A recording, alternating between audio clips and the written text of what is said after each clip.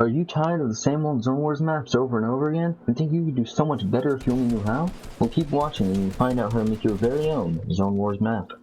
So let's start with the most important part of a Zone Wars map, which is of course the storm.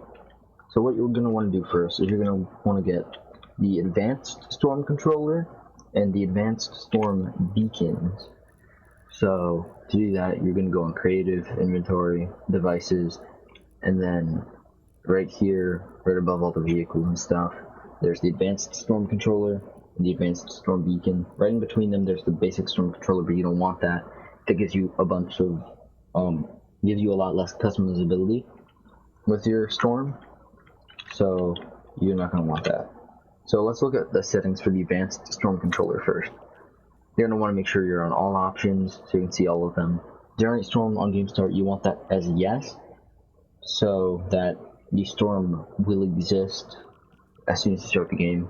Storm face is custom, so you can use the beacons, because if you have it on default, it'll play out like a normal battle royale game. Like the storm will be the same, it'll be really slow, and you don't want that for Zone Wars. Phase 1 radius, this is how big the storm's going to be as soon as it's generated. You can change that to anything you want. I have that on 200. The delay time, I have this for 5 seconds. This is how long it takes for the storm to appear after you start the game. So you can have that on none if you want. I have it on 5. On finished behavior, you want that for stay, so that when the storm is done shrinking, it will stay and not destroy itself. So the bound radius, this just tells the storm where it can go, because if you know the feature where the circle can move into a place that's covered by storm, this just tells the storm, it tells the circle when it hits a wall, it can't leave there. So that's what that does. Generate storm when receiving from, destroy storm when receiving from, and when phase ends, transmit on. You don't want those as anything, just leave it at no channel.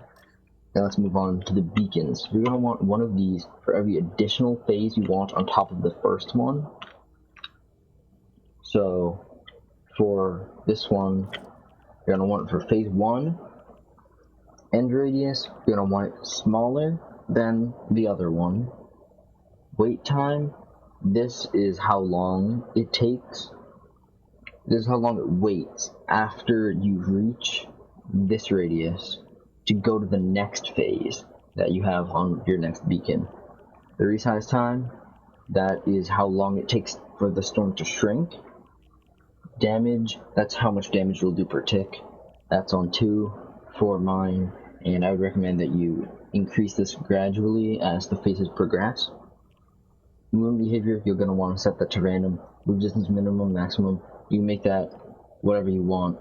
Minimum determines how much, like the least amount possible that it can move away from the center, which is the storm beacon. And the move distance maximum is the maximum amount that the center of the circle can be away from the beacon. So moving on to phase 2, you're going to want to set it at the top for 2. End radius, going to want to make it smaller again. Wait time, resize time, these can be whatever you want. Damage, I would increase it, you don't have to though. Movement behavior, random, and then distance, min and max, they can stay the same or change, just depends. If you want a crazier storm, then make the minimum higher and the maximum also higher. And for the last phase, and of course you can have more or less, doesn't matter, but whichever one's your last, you're going to want the end radius to be the smallest radius that you want, of course, because it's the last one. Wait time, you're going to want to set this to however long you want to wait before the storm takes over the entire map. So if you have it on 20 minutes, it'll wait 20 minutes, and if there are still people alive, then for some reason, then it'll start to shrink until the storm takes over the whole map. I'm gonna put that on like a minute. So then after a minute, if people are still alive, the storm will cover the whole map. And then damage, you should have that for the most damage if you want. Movement behavior is still random. Distance, min and max, still the same. You can change those as it progresses if you want. Make it a bit crazy. But other than the stuff that you get to choose yourself, that is it for the storm. And let's move on to the boxes that you spawn in. Okay, so for the next part of the video, we're going to be talking about these boxes that you're supposed to spawn in. So for the box, you're just going to want to make like a 1x2. That's what most maps do, I feel. So on one of the floors, I'm going to put a player spawn pad, and then you're just going to want to, you can just put on basic options, team any, and then use item start invisible during games. You're going to have this as no, and then that's done. Wow. And then of course you need items, so you're going to want to get an item spawner from the creative inventory. You can find it right here, right below the sentries. And then to actually use it, it actually puts it in your phone. It's kind of weird. You just gotta pull out your phone, and it should be in the first slot. And then you pull it out and do all that stuff. And you're actually gonna want to make this pretty small. So you're gonna want to take it and make sure the grid snap is 8, and then just make it pretty small. This size is pretty good, I think. So then you're going to want to go on all options, items respawn off, random spawns off, visible during games off, time before first spawn instant, time between spawns doesn't matter because items don't respawn, and then bonus ammo for weapons on, and run over pickup on. And then you have that done now, so you can go ahead and copy this, and you're going to want to make 4 more of them, so you can have 5 slots that all have an item. So now that you have all of these, you can just put 1 item in each. So I'm going to just get some weapons. Let's do just some random stuff, because this is just an example, so it doesn't really matter. Oops, didn't mean to put that one. I also don't know how to get rid of this, actually. Huh. Interesting. Whatever, we can just have 2 of those. Doesn't really matter. Or actually, even smarter, I can just fix it, you know? So I'm gonna go on play, and we're gonna just drop one of these on each. Gotta make sure you can make it land in the middle, and then it should shrink down to the size of this, and that's when you know you got it. So just throw it on, it'll go on there automatically if you throw it near. So I'm gonna do an AR, shotgun, an SMG. I keep hitting the wrong button on this. We're also gonna do a sniper. Oh, it went on there anyways. That's pretty wacky. And then we're also gonna do some sort of heals, because that's what most people would want. So we're gonna just put like 6 minis for this. And then we're going to want to make sure we drop all of them. So just grab all of them, throw them on there. And then you have all of your item spawners. And now what you can do, you can cut each one. And then you're going to want to rotate it.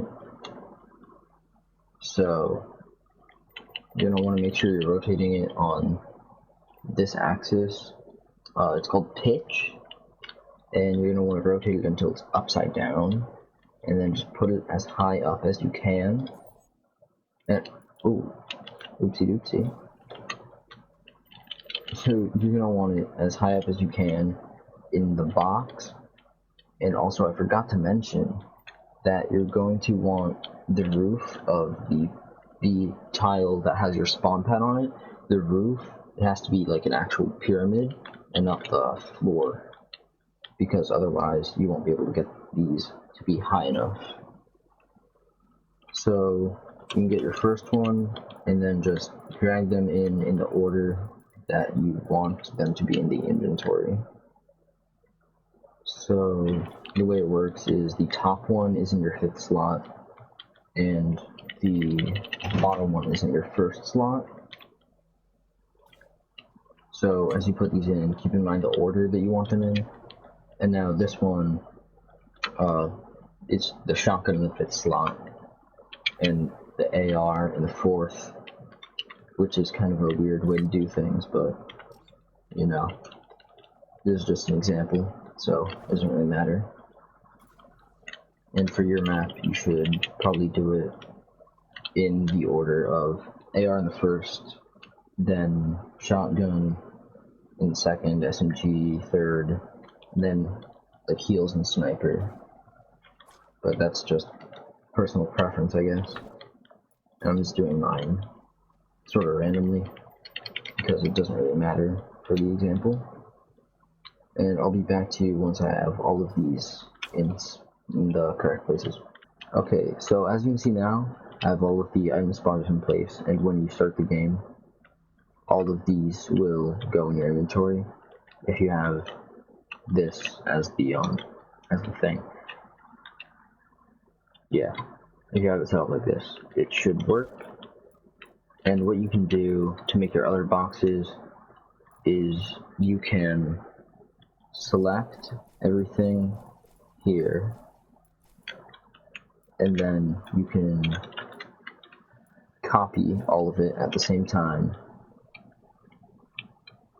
and you can just put it wherever you want the next box to be. So I'm going to put it here. Oops, I hit the wrong button. That was silly of me. Okay, there we go. So now we have the next box. Of course, you should remove the door, and you are also going to have to replace the floor and put another spawn pad. But other than that, this should be finished for the boxes. Also, I didn't copy all of these, and then you can spawn your boxes. So next, let's go over the island settings that you're going to want to be able to start the game and be able to like edit your builds, and you can build things. And let's get into that. Alright, so to access the island settings, you're going to want to go to the options menu and then hit My Island. And once you're on this menu, you're going to want to go to Game, and you're going to want to put it on all of these same settings that I have. You're going to have voice chat all, so you can talk to your friends that are on other teams. You want teams, free for all, so everyone's on their own team. Team size 1, that is automatic for free for all, so that really doesn't matter. Default class identifier, none. Revert to default class at end of game. That part, that doesn't really matter because we're not doing classes. Spawn limit 1. This will make it so that people can't respawn. After last spawn, go to spectator. So that means as soon as someone dies, they'll be spectating. Total rounds, you can make this however many you want before the game ends, and whoever wins the most rounds wins the game. So then team rotation disabled. End game on match point win, no. Team visuals determined at round start. Time limit none. Fast time to win disabled. All teams must finish no. Win condition most round wins. That'll make it so the person who wins the most games will win overall. Eliminations to end off. Future eliminations to end off. All this other stuff. Until you get down to join in progress. That's going to be off. Join in progress is going to be spectate, which makes it so if someone goes on the island while the game is in progress, they will be spectating the game instead of spawning. The spawn location is spawn pads. Otherwise, you'll spawn in the sky, and you don't want that. If it's spawn pads, people will spawn in the boxes that you make. The respawn type has to be individual, which makes it so each person spawns at the same time. Post-game spawn location, that doesn't really matter. That's just where you spawn after the game is done. Only allow a respawn if spawn pads found. Doesn't matter because we're not doing respawn. Auto start is, this really doesn't matter. This is just if you publish the map and people go on it, it'll automatically start after this amount of time. Game start countdown. This is the countdown before a game starts after you press start game. Vehicle trick score multiplier doesn't matter. Keep player built structures between rounds off. Allow to bounce off. Allow spectating other teams, yes, because it's free for all, so everyone's on another team. Elimination score 0, assist score 0. You can change these values if you want to make like a scoreboard. If you don't want the round wins to count for game wins, and allow friendly fire, no, which doesn't really matter because the teams are all one person. So then we're going to go to settings, and then you can scroll past all this stuff. You can change the starting health, max health fields, and max shields if you want, but I would just leave these how they are. Infinite ammo off, infinite resources off, max building resources 999, harvest style battle royale, harvest multiplier 1, allow aim assist yes, unless you want a wacky thing, then you could turn it off. Allow building all, allowed to edit default. This means so you can only edit stuff you build. If this is on anyone, then anyone can edit anything that anyone builds. You don't want that. Building can destroy environment, yes, that just lets you build where there are like if you put cars, you can build on top of them, and then they get destroyed like how it is in normal battle royale. Environment damage, you can have that on all. Structure damage, all. This will let people break the boxes they're in. Weapon destruction, 100%, so that's just normal. So weapons destroy, like, trees and stuff at a normal rate. Pickaxe destruction, default. PvP pickaxe damage on, unless you don't want people to pickaxe, then you can turn it off. Down but not out, default. This will just make it so people don't get knocked. Eliminated players' items drop. That'll make it so they fall on the ground so you can pick them up once you kill someone. Now, item drop, yes. Pick up, yes. That'll let people drop their items that they don't want and pick new ones up. Respawn time 1 second. That just makes it instant. So, if you have respawns on, then that's how it'll work. But we're not doing that, so it doesn't really matter. Spawn immunity time, default. So, I'm pretty sure that's none. But if you want, you could, like, change it to none, just to make sure. Fall damage on, gravity normal, jump fatigue on, glider redeploy off, player flight off, obviously. Player flight sprint doesn't matter, because flight's off. The flight doesn't matter. Player names and location always show, or team only, so you can't see people, so we're doing team only. Health granted on elimination, wood, stone, and metal granted on elimination. This is all based on what you want. So, like, if you want siphon, that's what this is. You can change it. I would do, like, 50-ish of health, and then wood, stone, metal. Just make whatever you want. The self-damage on hit amount, 0. Self-damage only on non-zero damage. That doesn't matter. These things, the self-damage stuff doesn't matter. That's just for like prop hunt. If you like hit something, it'll take health away. Show wood resource count. Show all the resource counts should be on.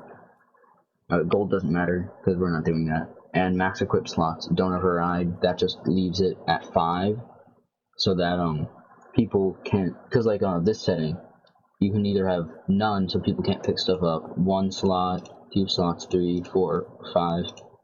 Just set it to don't override and it'll automatically be 5. And I'm pretty sure that is the default setting. So then once you start the game, it should work perfectly and play like a normal Zone Wars map. Thanks for watching this video. If you enjoyed it, make sure to leave a like and subscribe with notifications turned on for more Zone Wars tutorials and other Fortnite content, and I'll see you in the next video.